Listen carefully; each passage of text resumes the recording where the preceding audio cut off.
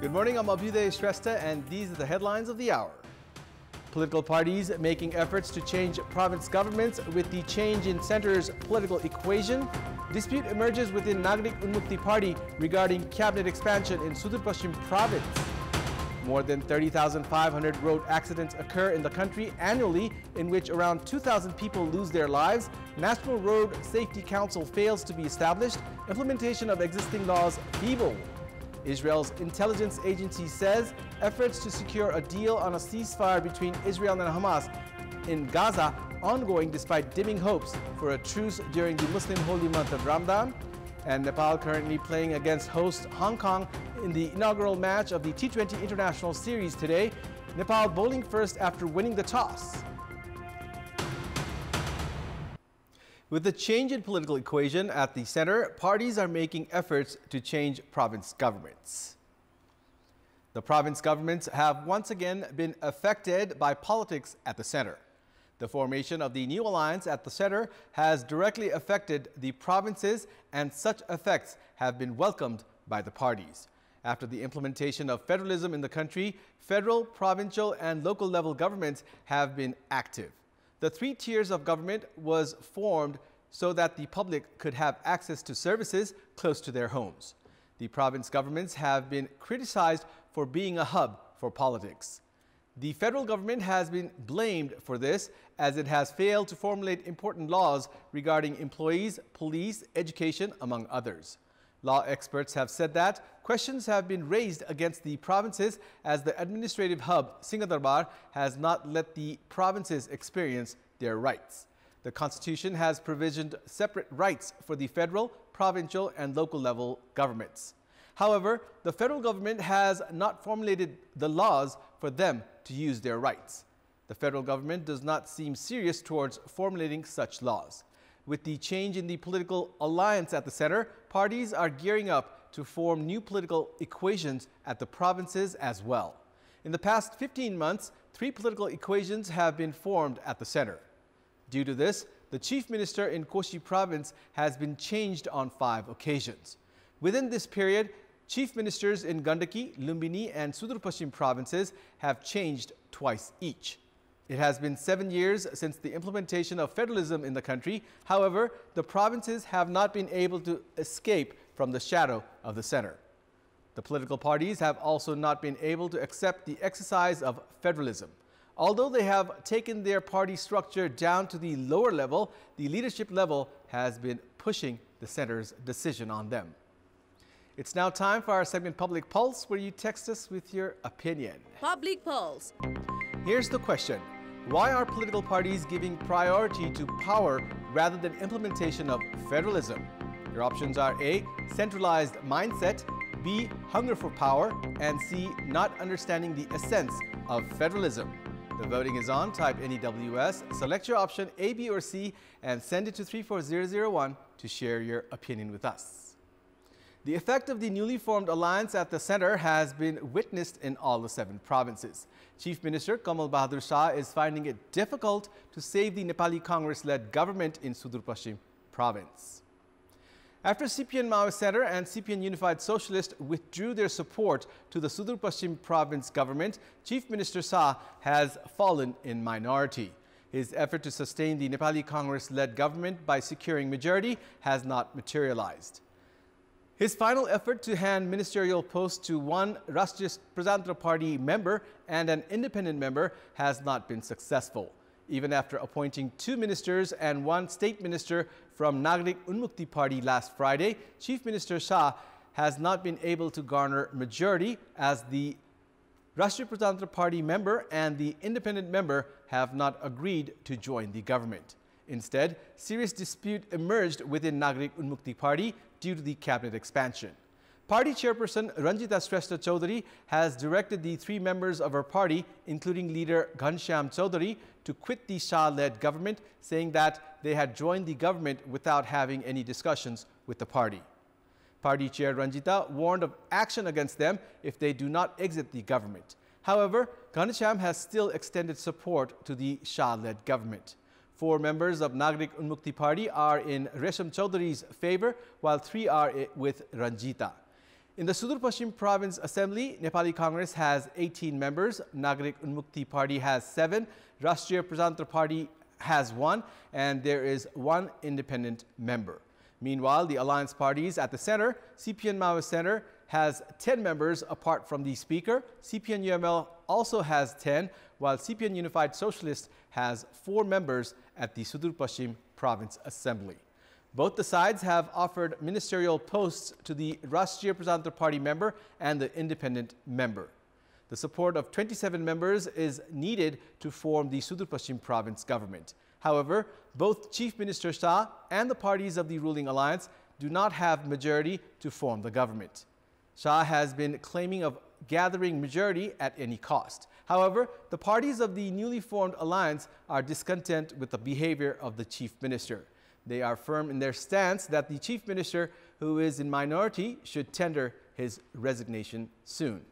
They have also claimed that Nagarik Unmukti Party will soon join the newly formed alliance. Main opposition, Nepali Congress, has announced its decision to participate in the election of the National Assembly's chairperson. The Nepali Congress's office bearers meeting held at Party President Sherbahadur Deuba's residence yesterday decided to file candidacy in the National Assembly's chairperson election. However, the party said the candidate for the post will be finalized only after the meeting of the National Assembly starts. There are talks going around within the party that party leader Krishna Prasad Sitola will be given the candidacy for the chairperson election. Party's co-general secretary Jeevan Pariyar informed that the party has decided to hold discussions with other parties to gather support for the party's candidate. The election of the chairperson of the National Assembly is scheduled for this Tuesday. The National Assembly's second largest party, Nepali Congress, has 16 members in the Assembly. There has been a consensus within the ruling coalition to hand CPN Maoist Center the candidate for the National Assembly chairperson election. The current ruling alliance has majority at the National Assembly. The largest party at the National Assembly, CPN Maoist Center, has 17 members, including the vice chairperson. Nominated member Narayan Prasad Dahal is also from CPN Maoist Center. Likewise, other parties in the ruling alliance, CPN UML, has 10 members, CPN Unified Socialist has 8, and Janata Samajwadi Party has 3 members. Other parties, Loktantrik Samajwadi Party has 1 member, Rashtriya Jana Morcha has 1 member, while there are 2 nominated members. The position of the National Assembly chairperson is currently vacant following the completion of Chair Ganesh Prasad Timilsina's 6-year tenure. Prime Minister Pushpa Kamal Dahal is preparing to take the vote of confidence this Wednesday. Premier Dahal is making preparations for the floor test after breaking the partnership with Nepali Congress and forming a new alliance last Tuesday with parties including CPN UML and Rashtriya Swatantra Party. Prime Minister Dahal informed yesterday's parliamentary party meeting of CPN Maoist Center that he was holding discussions with alliance parties regarding taking the vote of confidence this Wednesday. The meeting also decided that a whip would be issued on the lawmakers to take the floor test.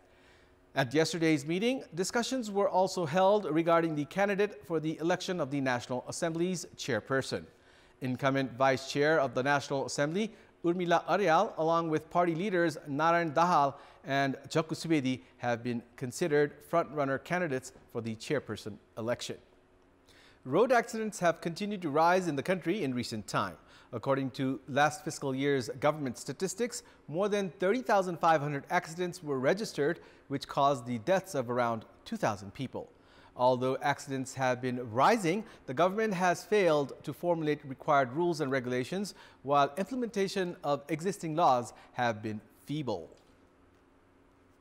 A bus traveling from Abheudaya to Kathmandu met with an accident last Wednesday at Dhading's Ghat Besi, in which 10 people lost their lives. According to the preliminary investigation carried out by the police, the bus driver, sleeping behind the wheel after driving all night, may have been the cause of the accident.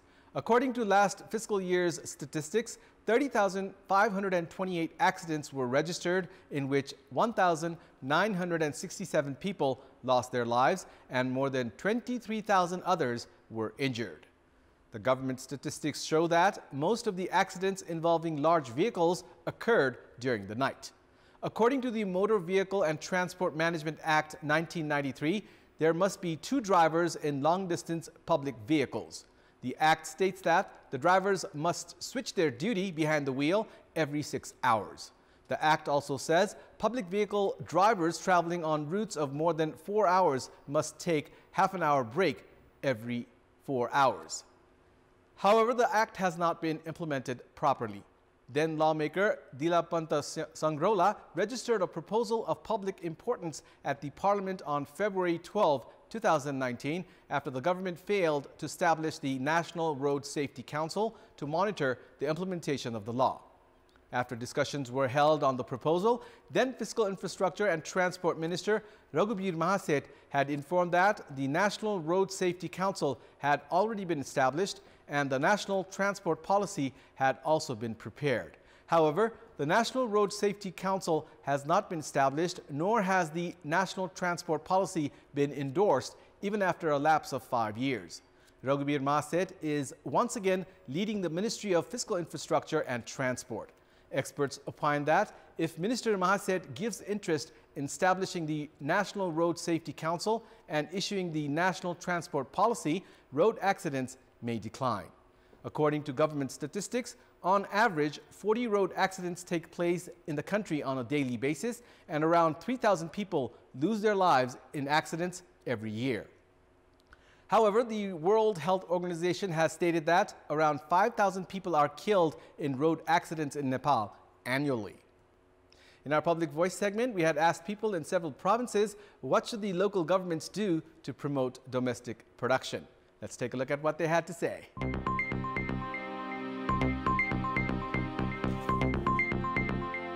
उत्पादन र बजारलाई जोड्न सरकारले नीति तथा कार्यक्रम अगाडि बढायो भने राम्रो हुन्छ। स्थानीय सरकारले तिमीहरूले उत्पादन गर, हामीले यसको बजार व्यवस्थापन लगायत सम्पूर्ण हामीले जिम्मेवारी लिन्छौँ भनेर जिम्मेवारी लिनुपर्छ। स्थानीय उद्यमीहरूलाई तालिम दिनुपर्छ। स्थानीय उत्पादन प्रवर्धन गर्नको लागि सरकारले बजेट छुट्याउनु पर्छ। हामीले उत्पादन गरेको सामान बजारमा बेच्न सहयोग गर्दा हुन्छ। कच्चा पदार्थहरू सरकारले निशुल्क उपलब्ध गराउनुपर्छ। स्थानीय तहका सरकारले योजना बनाएर काम गर्नुपर्छ।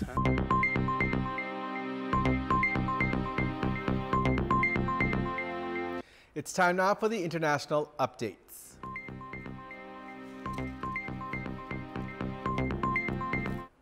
Israel's intelligence agency Mossad has said efforts to secure a deal on a ceasefire between Israel and Hamas in Gaza are ongoing despite dimming hopes for a truce during the Muslim holy month of Ramadan. Mossad chief David Barnea met last Friday with his U.S. counterpart, CIA Director William Burns, to promote a deal that would see hostages released. Israel and Hamas have traded blame over the apparent deadlock in the talks in the run-up to Ramadan, which began today. While Hamas blames Israel for the impasse in negotiations for a longer ceasefire and the release of 134 hostages believed still held in Gaza, saying it refuses to give guarantees to end the war or pull its forces from the enclave. In a statement yesterday, Hamas chief Ismail Haniyeh vowed the Palestinians would continue to fight Israel until they regain freedom and independence. A Hamas source said the group's delegation was unlikely to make another visit to Cairo over the weekend for talks. Egypt, the United States, and Qatar have been mediating truce negotiations since January. The last deal led to a week-long pause in fighting in November last year, during which Hamas released more than 100 hostages and Israel freed about 3 times as many Palestinian prisoners. 5 months into Israel's air and ground assault on Gaza, health authorities there say nearly 31,000 Palestinians have been killed. The war was triggered by an October 7 attack by Hamas on southern Israel, in which 1,200 people were killed and 253 taken hostage, according to Israeli tallies. Anti-government protesters in Tel Aviv broke through a police barrier and blocked main traffic arteries last night while chanting about the need for immediate elections, prompting police to use force in order to subdue them. The protesters called for an immediate ceasefire in Israel's ongoing war with Hamas. A twin rally was held in Tel Aviv and led by families of hostages who called for their loved ones' release. Women were also spotlighted at the Hostages Square rally, whose organizers at the Hostages and Missing Families Forum say is non-partisan and focused solely on retrieving the 134 hostages in Gaza. The relatives of all the 19 women still held in the Strip addressed the rally. Hundreds attended another rally in Jerusalem outside the Prime Minister's residence. Speakers at that event criticized both the government of Prime Minister Benjamin Netanyahu and international organizations for allegedly ignoring the hostage families' plight. The Jerusalem rally also featured criticism of the government on issues unrelated to the hostages and the war in Gaza. 20 days later, Israel launched a still ongoing ground offensive against Hamas in Gaza that has led to the death of more than 30,000 Palestinians, according to unverified data by Palestinian officials. Israel says it has killed some 13,000 terrorists in the fighting. Pakistan's former president Asif al-Zardari won a second term yesterday, supported by the ruling coalition in a vote by parliament and regional assemblies. The role of president is largely ceremonial in Pakistan, but Zardari is known as a master of reconciliation and could help the governing coalition partners reach a consensus to steer the broken economy on a stabilization path ahead of seeking a new IMF bailout. Presiding officer Justice Amir Farooq announced the winner Zardari in a live television broadcast. The president is elected by votes in the lower and upper house of the parliament and 4 provincial legislative assemblies. According to a statement from the parliament, Zardari received 411 votes, easily defeating the 181 votes cast for nationalist leader Mahmoud Khan Achakzai. Achakzai was backed by jailed leader Imran Khan's party. Zardari is the widower of former Prime Minister Benazir Bhutto and gained political stature after his wife's assassination in a suicide bombing in December 2007, taking control of the PPP party, in line with wishes expressed in her will. He became president in 2008 and served until 2013, a period in which a U.S. Special Forces raid inside Pakistan found and killed Osama bin Laden in 2011. It's time now for the sports news. Sports news. Nepal are currently playing against host Hong Kong in the inaugural match of the T20 International Series. The match at Mission Road Park in Hong Kong that started just a while ago, Nepal are bowling first after winning the toss. As per a recent update, Hong Kong have scored 11 runs for the loss of 1 wicket in 1.3 overs. Host Hong Kong, Nepal and Papua New Guinea are playing in the triangular series. Team Nepal is dominated by youth players. Team Nepal's head coach Monty Desai has given rest to Dipendra Singh Airi, Kushal Malla, Asif Sheikh and Sompal Kami. Nepal had suffered a 73-run defeat against Hong Kong in yesterday's friendly T20 international match. Nepal's fast bowler Akash Chand debuted in the friendly match yesterday and grabbed 3 wickets at the expense of 27 runs in his 3 overs. Nepal will face Papua New Guinea this Tuesday. On the same day, Hong Kong are scheduled to play Papua New Guinea. The final of the T20 International Series will be played this Wednesday. Bangladesh and India are clashing in the SAF Under-16 Women's Championship final today. The title decider at the Anfa complex in Sadabato, Lalitpur is scheduled to kick off at 3 p.m. Speaking at yesterday's pre-match conference, coaches of both the teams claimed of lifting the title. Bangladesh reached the finals, remaining undefeated in the league stage. Bangladesh defeated defending champions Nepal 2-0, India 3-1 and thumped Bhutan 6-0 to remain undefeated at the league stage. Meanwhile, India advanced into the title decider, winning 2 matches and losing 1.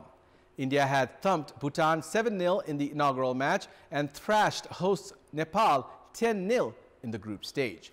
India is the highest goal-scoring team in the tournament. India scored 18 goals in the league stage matches and conceded only 3 goals. Meanwhile, Bangladesh have scored 11 goals and conceded only a goal at the group stage matches.